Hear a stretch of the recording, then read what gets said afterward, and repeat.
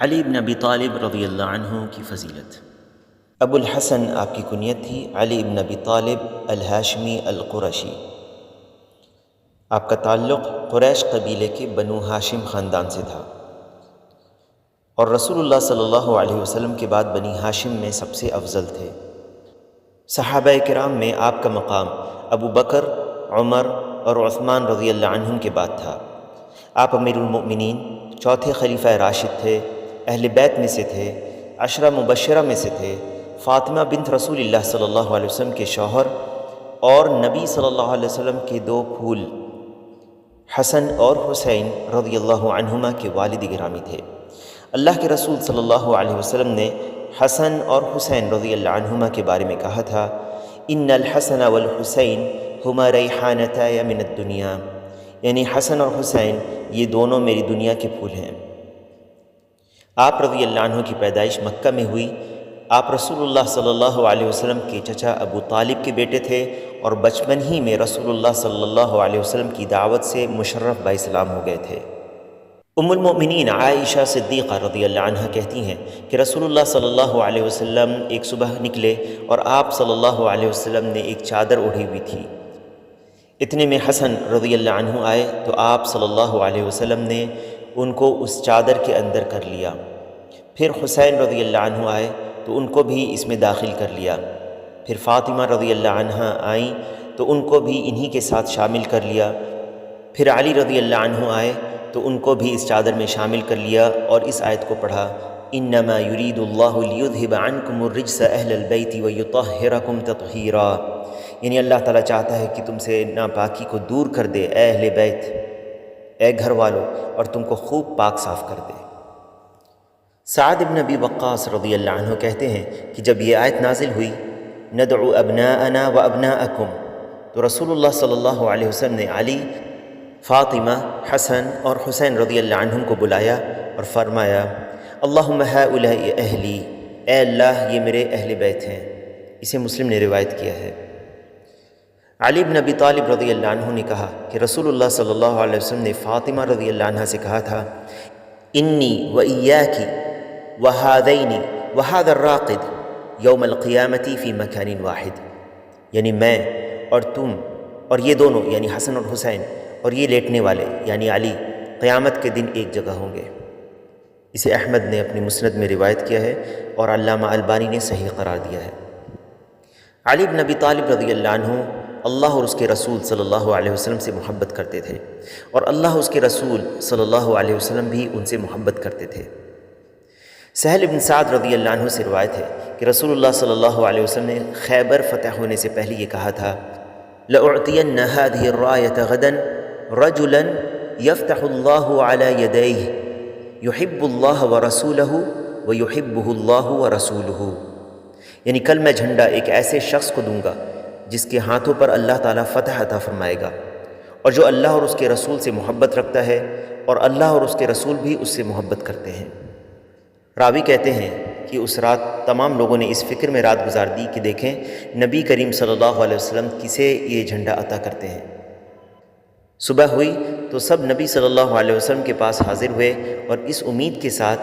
کہ جھنڈا یعنی علم انہی کو ملے گا، لیکن نبی صلی اللہ علیہ وسلم نے پوچھا کہ علی بن ابی طالب کہاں ہیں؟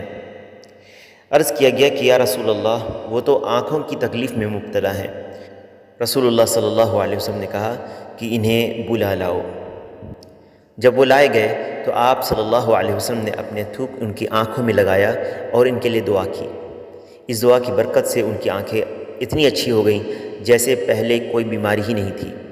علی رضی اللہ عنہ نے علم سنبھال کر عرض کیا، یا رسول اللہ میں ان سے اس وقت تک قتال لڑوں جب تک وہ ہماری ہی جیسے نہ ہو جائیں۔ آپ صلی اللہ علیہ وسلم نے فرمایا، انفذ على رسلك حتى تنزل بساحتهم ثم ادعهم إلى الإسلام وأخبرهم بما يجب عليهم من حق الله تعالى فيه فوالله لأن يهدي الله بك رجلا واحدا خير لك من حمر النعم، یعنی تم آہستگی سے آرام سے چلتے رہو، ان کے میدان میں جب اترو تو سب سے پہلے انہیں اسلام کی دعوت دو اور بتاؤ کہ اللہ کا ان پر کیا حق ہے۔ اللہ کی قسم اگر تمہارے ذریعے اللہ تعالیٰ ایک شخص کو بھی ہدایت دے دے تو یہ تمہارے لیے سرخ اونٹوں سے بہتر ہے۔ اسے بخاری اور مسلم نے روایت کیا ہے۔ اس حدیث سے علی رضی اللہ عنہ کے بہت سارے فضائل ثابت ہوتے ہیں، جس میں ان کے لیے اللہ اور رسول سے محبت کرنے سے بھی زیادہ اہم یہ بات ہے کہ اللہ اور اس کے رسول ان سے محبت کرتے ہیں، اور اسی لیے ان سے محبت ایمان کی نشانی ہے، اور ان سے بغض و نفرت نفاق کی نشانی ہے، جیسا کہ علی رضی اللہ عنہ سے روایت ہے والذی فلق الحبۃ وبرأ النسمۃ انہ لعہد النبی الامی صلی اللہ علیہ وسلم الی الا یحبنی الا مؤمن ولا یبغضنی الا منافق، یعنی اس ذات کی قسم جس نے دانے کو پھاڑا اور روح کو تخلیق کیا، نبی امی صلی اللہ علیہ وسلم نے مجھے بتا دیا تھا کہ مجھ سے صرف مومن ہی محبت کرے گا اور مجھ سے صرف منافق ہی بغض رکھے گا۔ اسے مسلم، ترمذی اور ابن ماجہ نے روایت کیا ہے۔ سعد بن ابی وقاص رضی اللہ عنہ کہتے ہیں کہ رسول اللہ صلی اللہ علیہ وسلم نے علی رضی اللہ عنہ سے فرمایا تھا، جب آپ تبوک کے لیے روانہ ہو رہے تھے، اپنے اہل بیت کی ذمہ داری آپ نے علی رضی اللہ عنہ کو دیتے ہوئے کہا انت منی بمنزلۃ ہارون من موسیٰ الا انہ لا نبی بعدی، تم میرے لیے ایسے ہی ہو جیسے ہارون موسیٰ کے لیے تھے، مگر اتنی بات ضرور ہے کہ میرے بعد کوئی نبی نہیں۔ اسے مسلم، ترمذی اور ابن ماجہ نے روایت کیا ہے۔ اس حدیث کا یہ معنی ہرگز نہیں ہے کہ نبی صلی اللہ علیہ وسلم نے اپنے بعد علی رضی اللہ عنہ کو بھی جانشین یا خلیفہ مقرر کر دیا تھا، بلکہ اس کا معنی یہ ہے کہ جب آپ تبوک کے لیے روانہ ہوئے تو اس وقت کے لیے آپ نے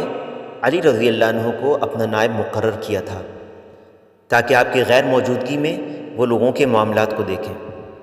امام خطابی رحمہ اللہ کہتے ہیں کہ نبی صلی اللہ علیہ وسلم نے جو علی رضی اللہ عنہ کو مقرر کیا وہ اس خاص عرصے کے لیے کیا تھا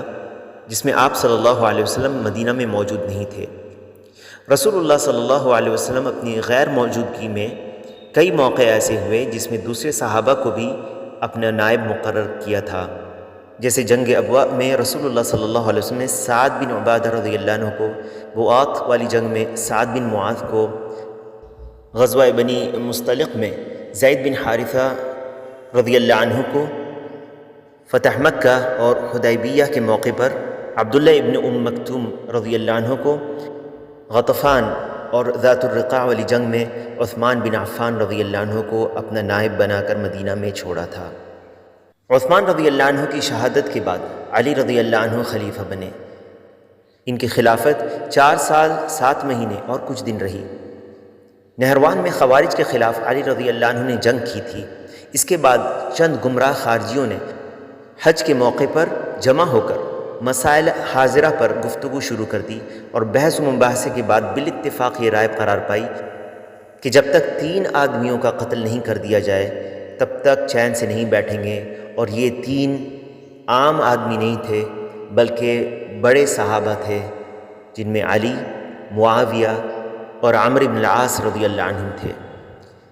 اس کام کو سر انجام دینے کے لیے 3 خوارج ان لوگوں میں سے نکلے تاکہ یہ 3 مختلف اسلامی شہروں کا رخ کریں اور وہاں جا کر یہ کام انجام دیں۔ تینوں نے یہ فیصلہ کیا تھا کہ وہ اپنے ناپاک مشن کو مختلف اسلامی شہروں میں ایک ہی رات سر انجام دیں گے، جس کے نتیجے میں ایک ساتھ افراتفری مچ جائے گی۔ چنانچہ تینوں نے 19 رمضان کی صبح کا وقت چنا اور تینوں اپنی اپنی مہم پر روانہ ہو گئے۔ عبد الرحمن بن ملجم نے علی رضی اللہ عنہ کے قتل کی ذمہ داری لی اور کوفہ کی طرف نکلا۔ اسی طرح نزال معاویہ رضی اللہ عنہ کو قتل کرنے کے ارادے سے شام کی طرف گیا، اور عبداللہ نامی شخص نے عمرو بن العاص رضی اللہ عنہ کو قتل کرنے کے لیے مصر کی طرف رخ کیا۔ جب عبد الرحمن بن ملجم کوفہ پہنچا تو وہاں ایک خارجی عورت جس سے وہ نکاح کرنے کے لیے تیار ہو گیا، اس کے ارادے کی وجہ سے اس کا ارادہ اور زیادہ مستحکم ہو گیا جب اس عورت نے نکاح کے لیے علی بن ابی طالب رضی اللہ عنہ کے خون کا مطالبہ مہر کے طور پر کیا۔ 19 رمضان 40 ہجری کو ایک ہی دن صبح کے وقت تینوں صحابہ کرام پر حملہ کیا گیا۔ امیر معاویہ رضی اللہ عنہ پر حملہ تو ہوا مگر آپ زخمی ہونے کے بعد بچ گئے، اور عمرو بن العاص رضی اللہ عنہ اس دن صبح خود امامت کے لیے نہیں آئے تھے بلکہ انہوں نے دوسرے شخص کو بھیجا تھا جسے عمرو بن العاص سمجھ کر اس پر حملہ کیا گیا اور وہ قتل ہو گیا۔ اس حملے میں علی بن ابی طالب رضی اللہ عنہ شدید زخمی ہو گئے اور اگلے دن یعنی 20 رمضان 40 ہجری کو آپ کی وفات ہو گئی۔ ابن ملجم کو گرفتار کر لیا گیا اور علی رضی اللہ عنہ کی وفات کے بعد اسے قتل کر دیا گیا۔ آپ رضی اللہ عنہ کے بیٹے حسن ابن علی رضی اللہ عنہ نے خلافت سنبھالی، مگر کچھ دنوں کے بعد آپ نے معاویہ رضی اللہ عنہ کے ساتھ صلح کر لی اور اس طرح مسلمانوں میں باہمی جنگ ٹل گئی، جیسا کہ رسول اللہ صلی اللہ علیہ وسلم نے حسن رضی اللہ عنہ کے متعلق یہ خبر دی تھی اور فرمایا تھا ان ابنی ھذا سید ولعل اللہ ان یصلح بہ بین فئتین عظیمتین من المسلمین، میرا یہ بیٹا یعنی حسن سردار ہے، سید ہے،